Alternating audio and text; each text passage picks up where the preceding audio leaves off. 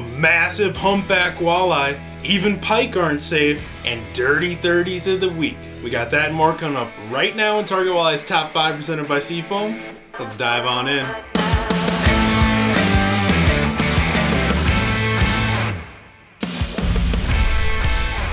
Check out the shoulders on this thing.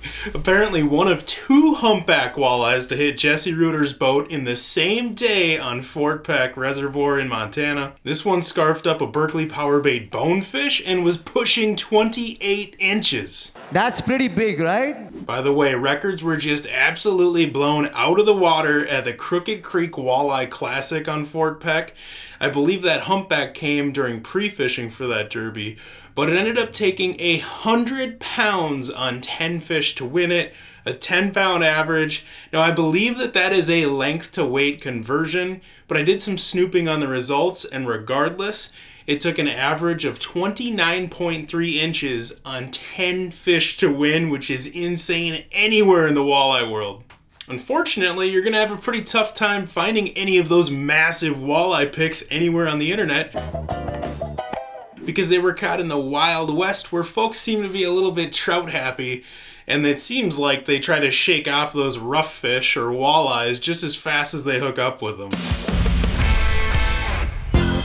On today's episode of Walleye Eat the Darndest Things, check out the half-digested pike that this walleye coughed up. That's roughly a 10-inch pike. And here's a quick look at the walleye that was doing that snake population control. And just more proof that you don't always have to be throwing tiny little baits to catch big walleyes. They don't have them big old chompers for nothing.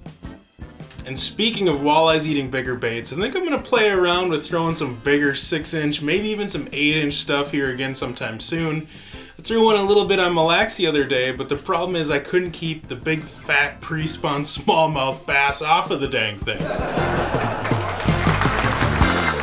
Man, I love when smallmouth are almost as wide as they are tall, but this next one is taking things a little too far.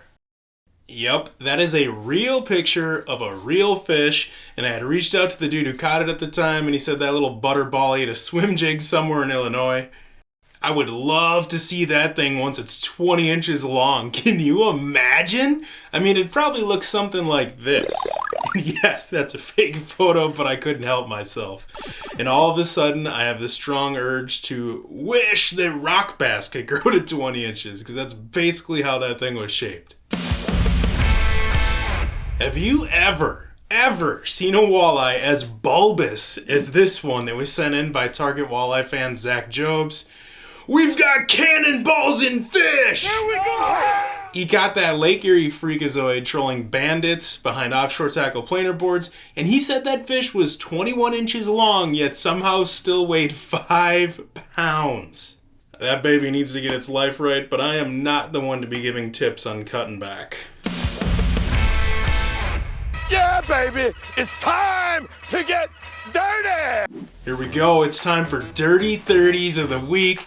Now it can be a painfully long wait to finally enter the Dirty 30 Club, catching a walleye greater than 30 inches. I mean, sometimes that wait is an entire lifetime, but Jaden Thomas has entered the chat.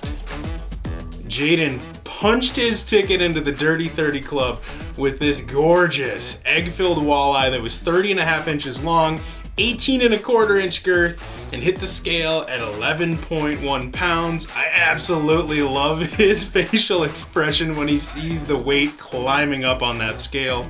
And crazy enough, he caught that thing while fishing from shore. Got it done from the bank at Devil's Lake, North Dakota, basically the walleye shore fishing capital of the world. He was throwing a 3.5 inch Berkeley ripple shad on a 1/4 ounce Daddy's hand-tied jig and slinging it on a 610 2B Genesis medium light extra fast. But I would say that XF stands for extra fine. Big congrats on the walleye of a lifetime, dude. No doubt you earned it. But wait, there's more. Next up, we got Warren Fisher, who caught himself a full moon bruiser. It was 32.25 inches long, 13.6 pounds. He got it running Berkeley flicker minnows along a steep break. And not that Warren needs to, but here's your proof it of the weight. Got the scale shot, And I love how rashed up that Berkeley flicker minnow is. I believe it's a custom color, but you can tell it's not that thing's first rodeo.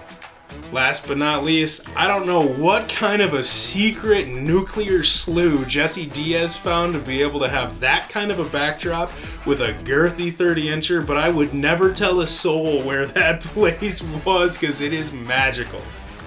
You know you caught a fatty when its scales are all stretched out like that. Good luck if you're getting out this weekend. I hope you get your hands on a Dirty 32 and be safe because no doubt the crazies will be out. And that wraps up this week's top 5. A big shout out to Seafoam for keeping us running smooth and making this fun video series possible. If you want more walleye related content like this, sign up for our free Target Walleye emails at targetwalleye.com, and I'll see you back in 7.